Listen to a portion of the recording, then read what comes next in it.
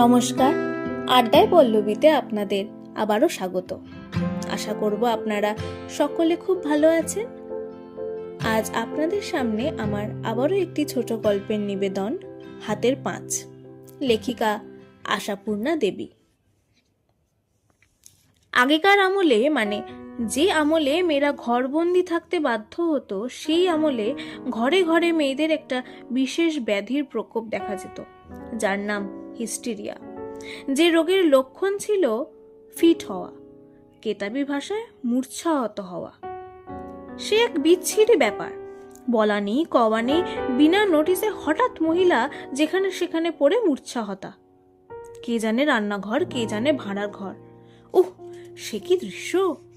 শরীর কাঠ, দাঁতের ওপর দাঁত, চোয়াল পাথর, ভুরু কুঞ্চিত, আর দুই হাতের মুঠি এক বিশেষ ভঙ্গিতে মুষ্টিবদ্ধ। ও আঙুলরা যেন লোহার সাঁড়াশি, টেনে ছাড়াই কার সাধ্যি। অতএব হুলস্থুলে পড়ে যেত বাড়িতে।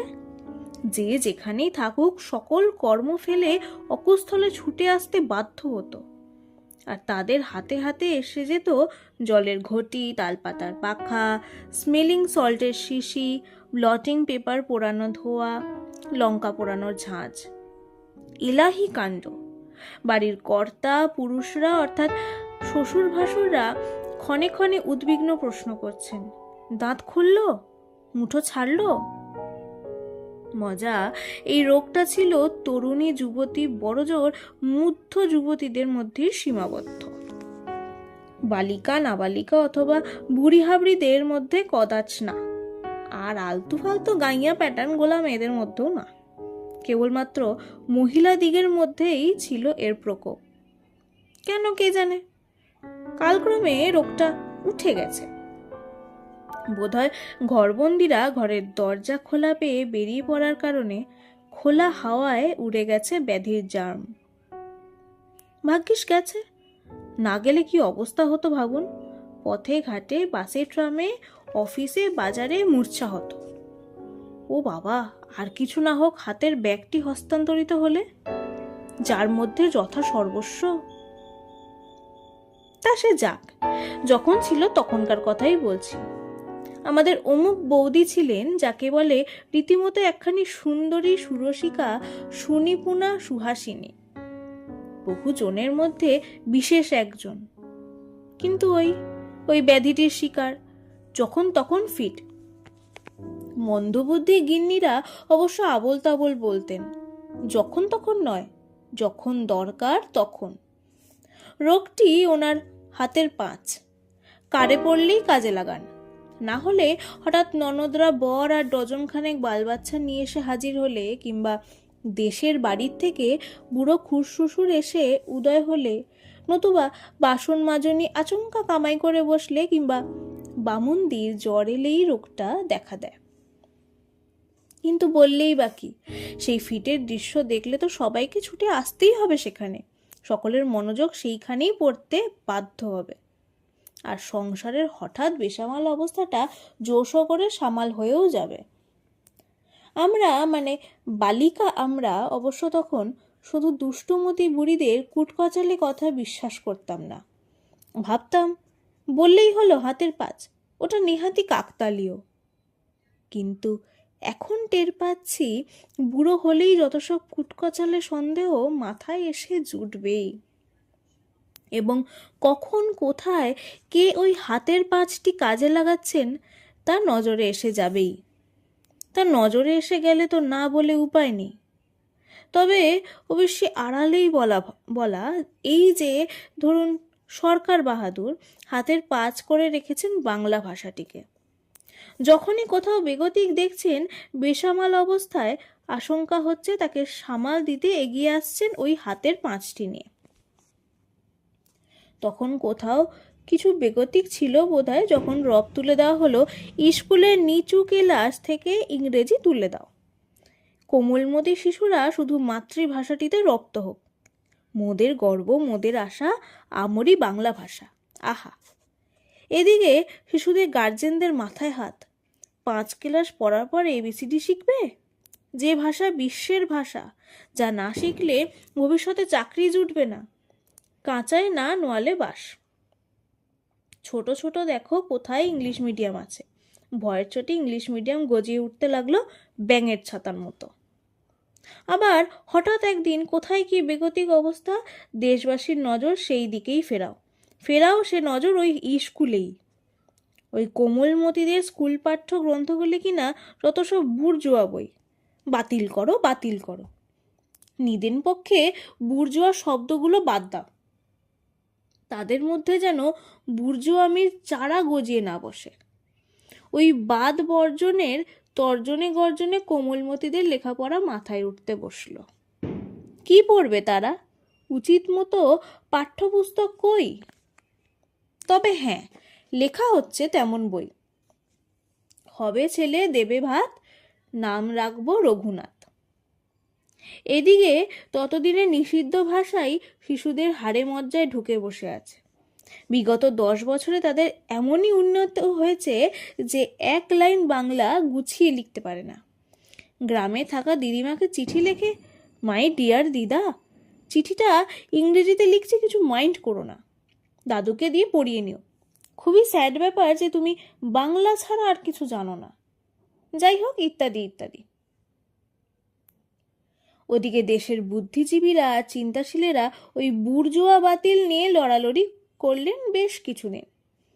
তারপর উত্তেজনার ফেনা মরে গেল, জল থিতিয়ে গেল।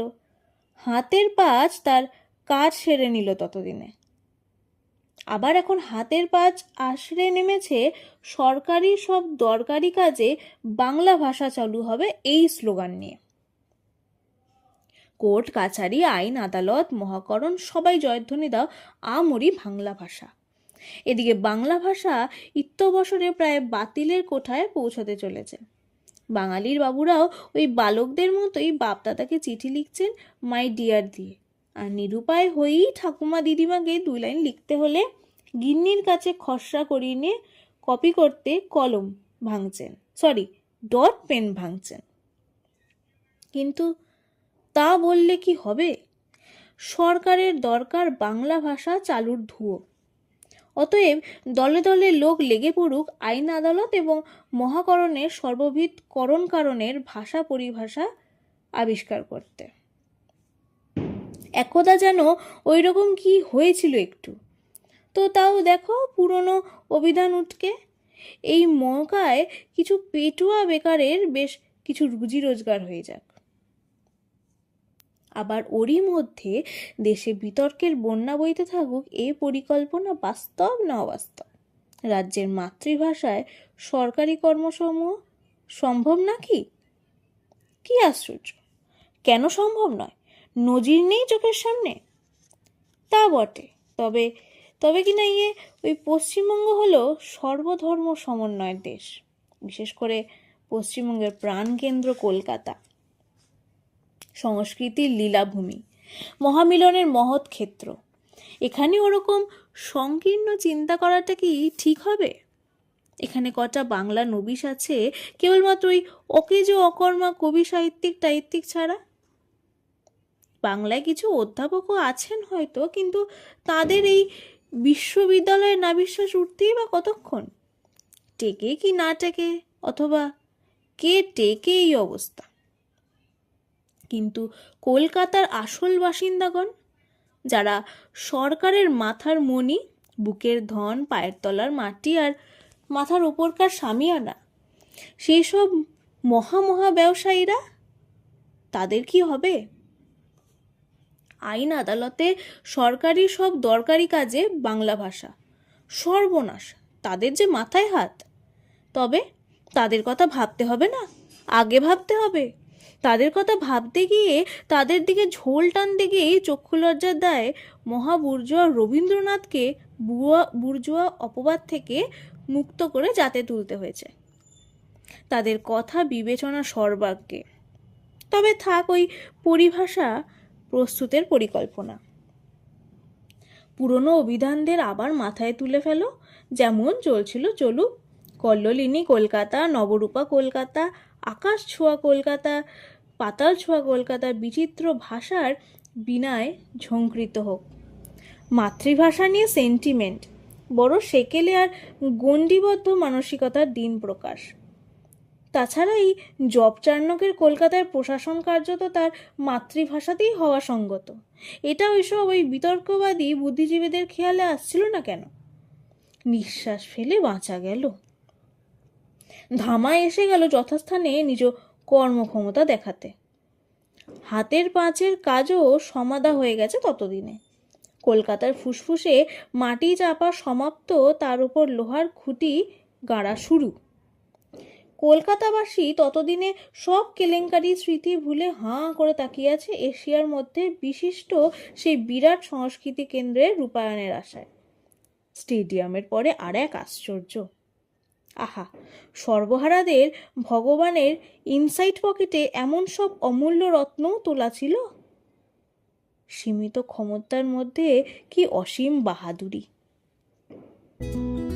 গল্পটি ভালো লেগে থাকলে এবং অডিওটি ভালো লেগে থাকলে অবশ্যই কমেন্ট করে জানান এবং সাবস্ক্রাইব করে আমার পাশে থাকবেন এবং যে কোনো রকমের ভুল ত্রুটি মার্জনা করে দেবেন। ধন্যবাদ।